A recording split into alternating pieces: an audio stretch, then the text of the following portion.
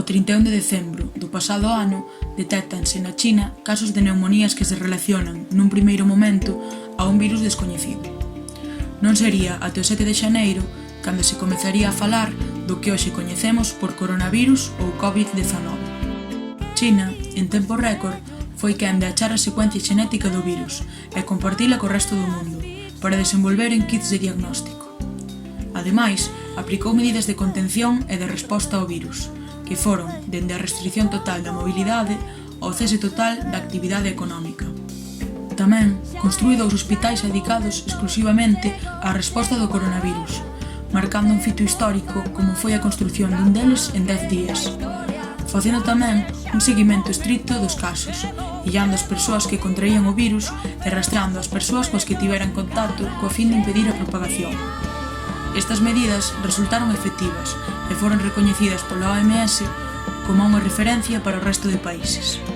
Despois de 3 meses, o epicentro da epidemia deixou de estar confinado, poñendo de relevancia a importancia do Estado á hora de tomar medidas contra o coronavirus.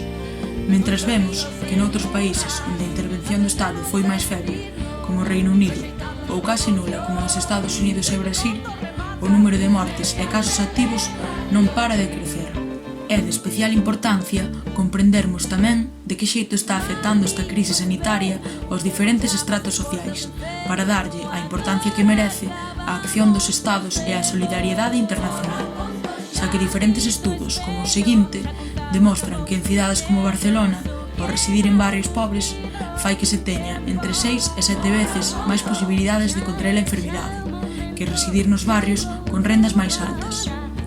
Sen ir máis lonxe, nos Estados Unidos calcúlase que o 70% das mortes que produce o COVID-19 pertencen a persoas afroamericanas, que a súa vez constitúen o 26,7% das persoas que viven baixo o umbral da pobreza nese país.